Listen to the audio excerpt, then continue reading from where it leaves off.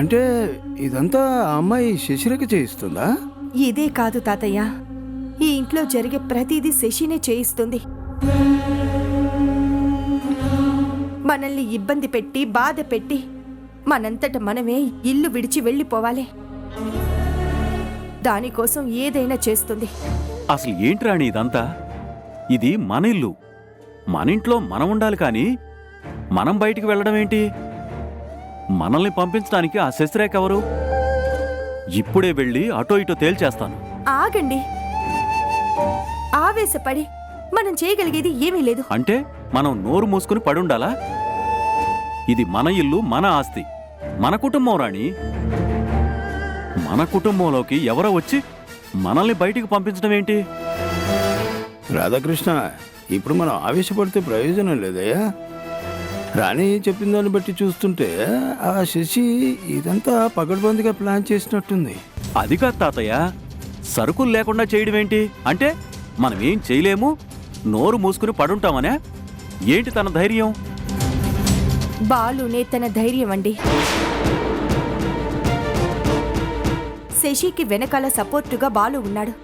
తనేం చెప్తే అది వింటాడు. అందుకే ఇలా చేస్తుంది. వాడికైనా బుద్ధుండాలి కదా రాణి. కన్న తల్లిదండ్రులకి ఇంట్లో తిండి కూడా లేకుండా చేస్తుంటే వాడెలా ఒప్పుకున్నాడు? వాణ్ణి ఆ అమ్మాయి అలా తయారు చేసింది రాధాకృష్ణ. నీకింకా అర్థం కాలేదా? ఇంట్లో సరుకులు లేకుండా చేసిందంటే అదేమన్నా చిన్న విషయమా? తను ఇలా చేస్తే మనం నిలదీస్తామని తనకు తెలీదా? తెలుసు. తెలిసే ఇంతకు తెగించింది అంటే బాలు తన పక్కన ఉన్నాడనే ధైర్యం, తను ఏం చెప్పినా వాడు వింటాడనే నమ్మకం. అవునండి, ఇప్పుడు బాలు పూర్తిగా శశి చేతిలో కీలు బొమ్మగా మారిపోయాడు. మనం ఏం చెప్పినా వినడు, ఏది చెప్తే అదే చేస్తాడు. ఇంత జరిగాక మనం ఎందుకు ఇక్కడ ఉండాలి? మన ఇంట్లో మనం పరాయి వాళ్ళలాగా బ్రతకాల్సిన కర్మేంటి? బయటికి వెళ్ళిపోదాం పదండి. ఏమండి, అలా వెళ్తే ఇక్కడ మనకి ఏమీ మిగలదండి. శశికి కావాల్సింది కూడా అదే. అందరినీ పంపించి ఈ ఆస్తిని, మన కంపెనీని వాళ్ళ నాన్న కప్పచెప్తుంది. మనం గడప దాటగానే ఆ డీపీ లోపలికొస్తాడు. చివరికి బాలు కూడా మనకి దక్కడు. వాడి కోసమైనా మనం ఇక్కడే ఉండాలండి. ఇలా ఎన్ని అవమానాలు పడాలి రాణి? రాధాకృష్ణ, ఒకసారి రాము సీతలు పడ్డ అవమానాన్ని గుర్తు తెచ్చుకో. ఆ శశి పథకం ప్రకారం ఇదంతా చేస్తుందయ్యా. ఆదిత్యని, అమూల్యని, రామ్ని, సీతని, ఆ తర్వాత మనల్ని బయటికి పంపించాలని ఏదో పగడబందిగానే ప్లాన్ చేసింది. మనల్ని అందరినీ బయటికి పంపించాక ఇక బాలుని మాత్రం ఇంట్లో ఉండనిస్తుందా? బాలు తన భర్త కదా తాతయ్య. ఇంత దూరం వచ్చాక ఇంకా భర్త ఏంటయ్యా? రాణి చెప్పినట్టు మనం మన కుటుంబాన్ని కాపాడుకోవాలి. దానికోసం మనం ఎన్ని అవమానాలైనా భరించి నిలబడాలి. ఎలుకలు ఇంట్లోకి దూరాయని మనం ఇల్లు వదిలిపెట్టి వెళ్ళిపోలేం కదా.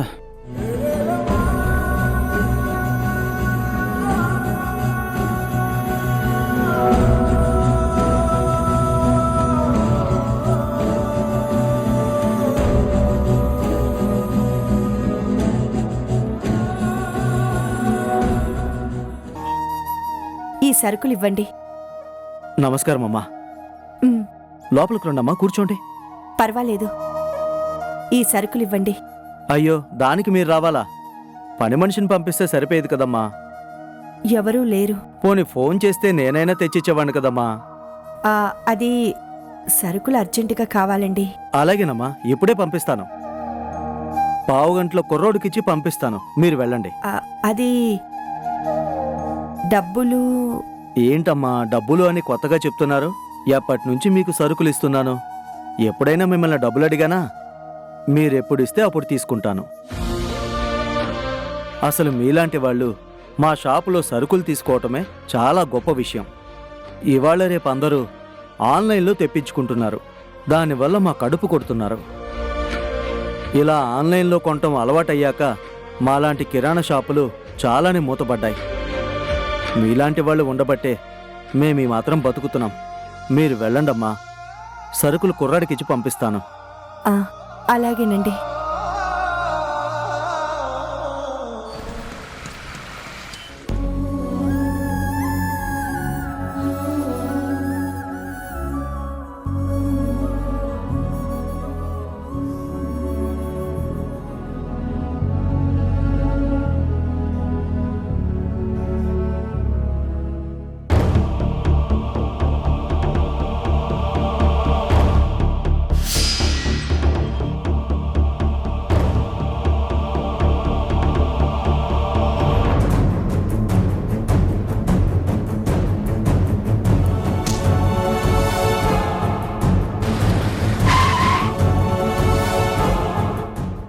ఏమైంది ఏమైంది వినోద్? ఎవరో పాపం రోడ్డు మీద పడిపోయారు మేడం.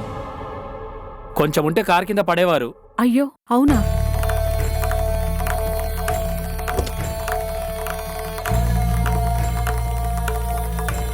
అయ్యో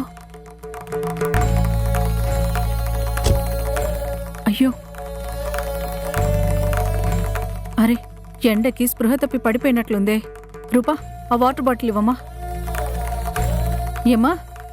అమ్మ లేమ్మా. అమ్మా అమ్మా అమ్మా,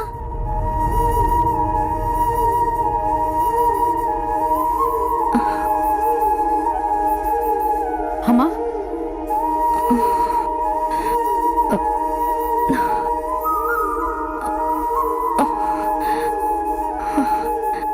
ఇప్పుడు ఎలా ఉందమ్మా? పర్వాలేదండి. ఇదిగో ముందు మంచినీళ్ళు తాగు.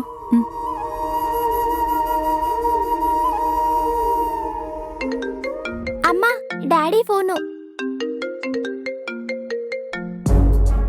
హలో, బయలుదేరామండి. లేదండి, రూప సరిగ్గా చదవడం లేదు. వచ్చే PT2 ఎగ్జామ్స్లో మంచి మార్క్స్ రాకపోతే టీసీ తీసుకోమంటున్నారు. సరేనండి, మంచి ట్యూషన్ టీచర్ని పెట్టించి చూద్దాం. అయినా నేను ఇవన్నీ ఇంటికొచ్చి మాట్లాడతాను. ఏమ్మా, ఇప్పుడు ఓకేనా?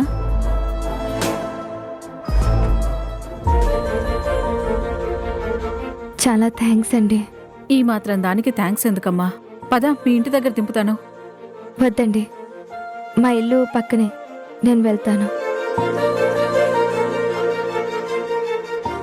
నీ పేరేంటి పాప? నా పేరు రూప. ఏం చదువుతున్నావు? 4th class. ఏంటి, బాగా చదవడం లేదా? చదువుతున్నానక్క. అయినా చదివితే మార్కులు ఎందుకలా వస్తాయే? టీచర్ చెప్పేది నాకు అర్థం కావట్లేదు మమ్మీ. మళ్ళీ అడిగితే మ్యామ్ సీరియస్ అవుతున్నారు. ఇదిగో ఇదమ్మా, ఇది ప్రాబ్లం. చిన్నపిల్లలకి అర్థమయ్యేలా చెప్పాలి మేడం. దానికి చాలా ఓపిక ఉండాలి. అందుకేనమ్మా అలా ఓపికతో ట్యూషన్ చెప్పే వాళ్ళ కోసం చూస్తున్నాం. నీకు తెలిసిన వాళ్ళు ఎవరైనా ఉంటే చెప్పమ్మా. అక్క, మీరు నాకు ట్యూషన్ చెప్తారా? ఏమ్మా, నువ్వు బాగా చదువుకున్న దానిలా ఉన్నావు. మా పాపకి ట్యూషన్ చెప్తావా? నేనా? నీకు చెప్పాలి అనిపించినా, నీకు తెలిసిన వాళ్ళు ఎవరైనా ఉన్నా మా ఇంటికి పంపించమ్మా. మా ఇల్లు ఇక్కడే, ఆ సూపర్ మార్కెట్ పక్కన పెద్ద ఇల్లమ్మా. అలాగేనండి, వస్తాను. సరేమ్మా, ఉంటాను.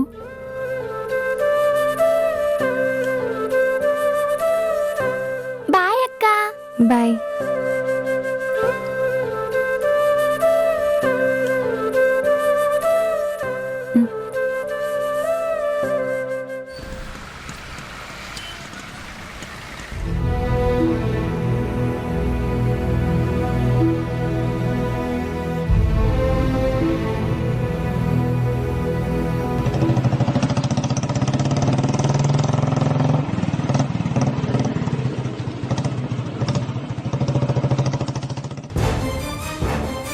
బాబు, ఆ బాయ్ మళ్ళీ వస్తున్నాడు. వస్తే రాని తాత, మీరేం భయపడకండి, తినండి. అది కాదు బాబు, వాళ్ళతో గొడవలు ఎందుకు? వాళ్ళకి ఇవ్వాల్సిన డబ్బులేవో ఇచ్చి పంపించచ్చుగా. వెళ్ళరా. అలాగేనా?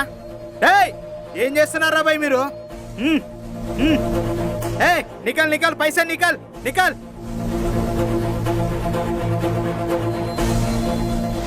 ఏంటి బాయ్ మళ్ళీ వచ్చాడు?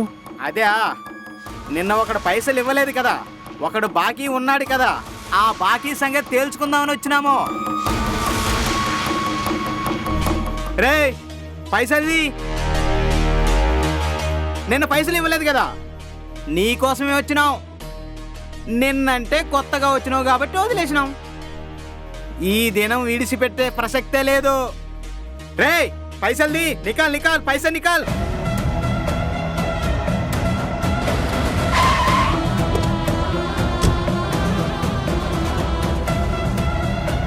ఇదిగో చూడు రామ్, బాయ్ అసలే పెద్ద రౌడీ. వాళ్ళతో గొడవ పడితే ప్రాణాలు పోతాయి. నా మాట విను, బాయ్కి డబ్బులు ఇచ్చేయి, నేను మాట్లాడతాను. ఏయ్ చూప్.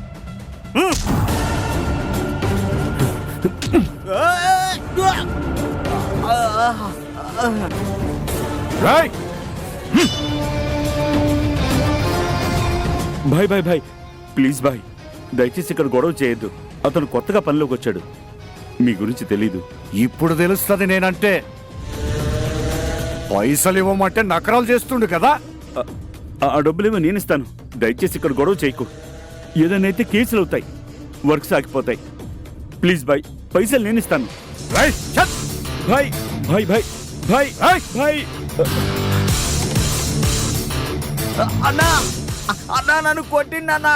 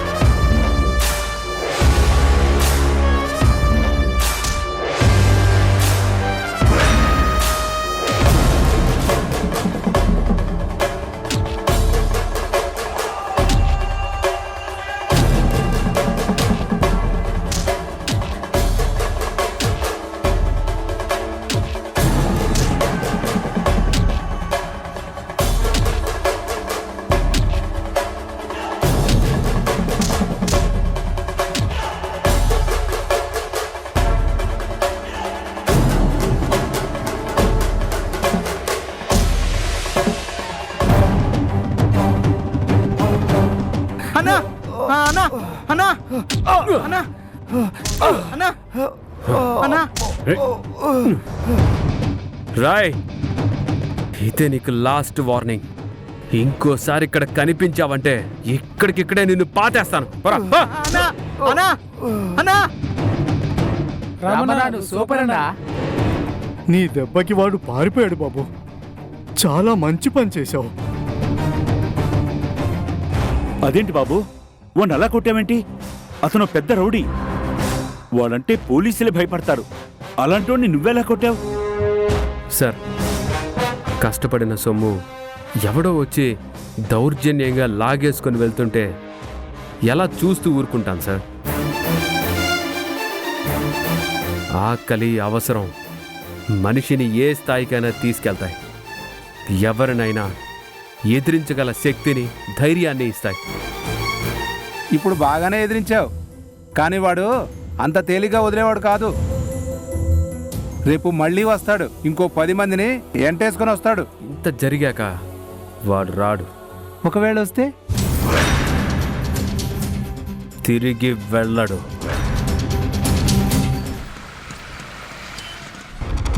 అబ్బాబ్బా, ఇంకా ఎంతసేపు అయ్యా? తొందరగా రండి. అరగంట నుంచి వెయిట్ చేస్తున్నాను. మీరు రిపేర్ చేయాలి, నేను వెళ్ళాలి. ఫాస్ట్గా సర్వీస్ ఇవ్వడం నేర్చుకోండి.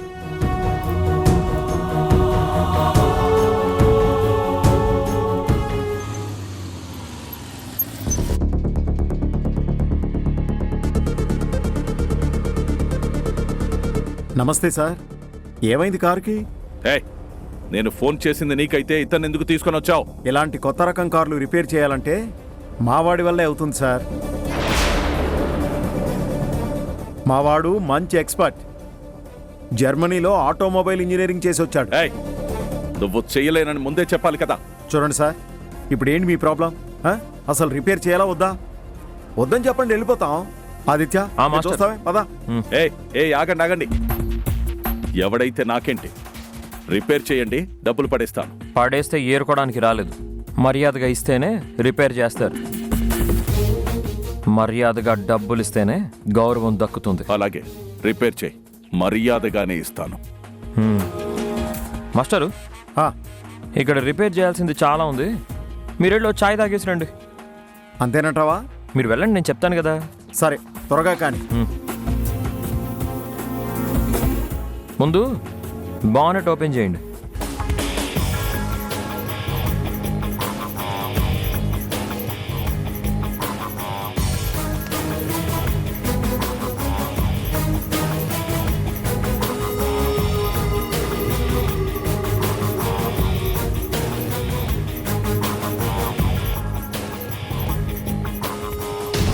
ఏంటి డీపీ, ఈ మధ్య నీ కార్కి రిపేర్లు చాలా ఎక్కువగా వస్తున్నట్టున్నాయి.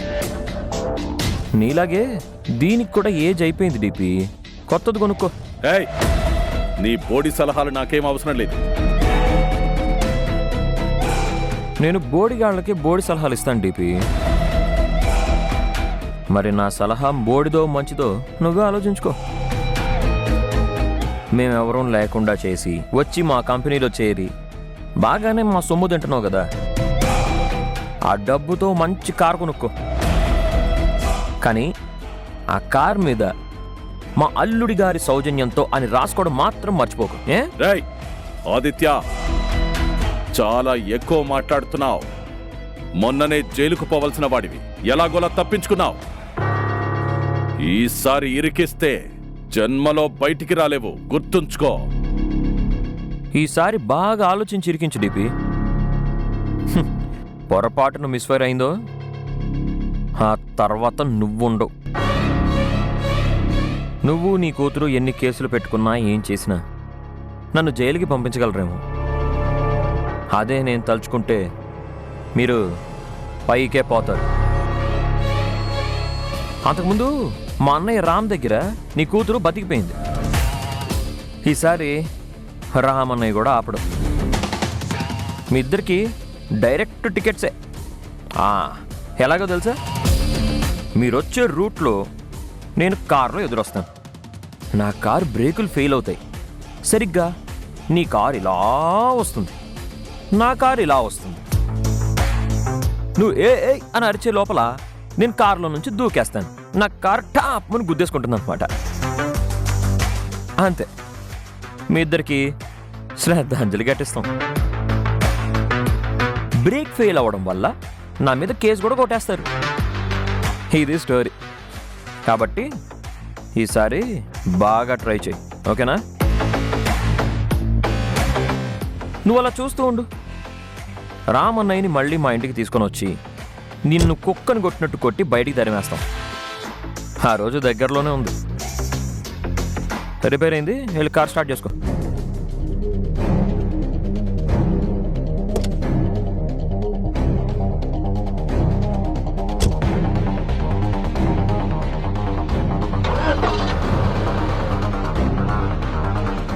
బ్రేక్ బాగుందా?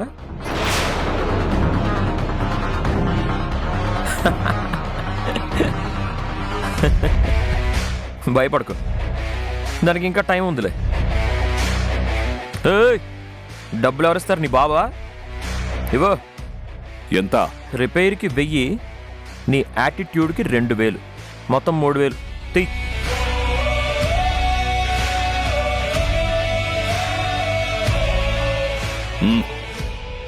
ఇక పో.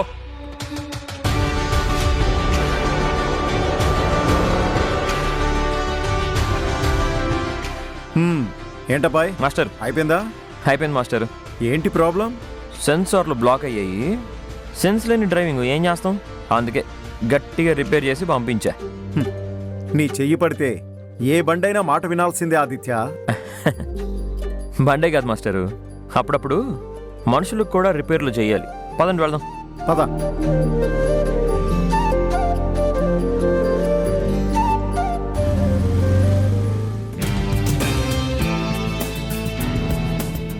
అల్లుడు, నేను నా కూతురు ఇక్కడ ఉండాలా ఉండకూడదా నువ్వే ఈరోజు డిసైడ్ చేయాలి, అంతే. ఏంటంకల్ ఏమైంది? నేను నా కూతురు మీ ఇంటి మీద పడి దోచుకుంటున్నామంట. మీ ఆస్తి పాస్తులు మేం దోచుకోవడానికే వచ్చామంట. నాకేం కర్మాలుడు? ఏ నాకు మాత్రం బిజినెస్ లేవా? నా అల్లుడి దగ్గర నేను ఆస్తి కాజేయడం ఏంటి? అసలు ఈ నిందలన్నీ నాకెందుకు చెప్పు? నేను వెళ్ళిపోతాను అల్లుడు. నాతో పాటు నా కూతురు కూడా వచ్చేస్తుంది. రామ్మా బంగారం, రా వెళ్దాం. అంకుల్ ఆగండి, అసలు ఏం జరిగింది అంకుల్?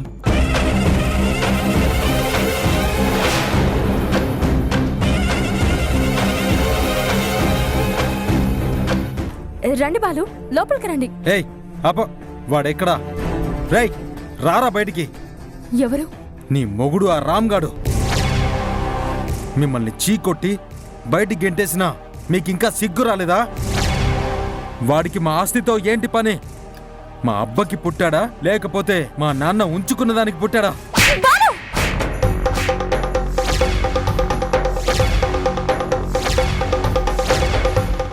ఏయ్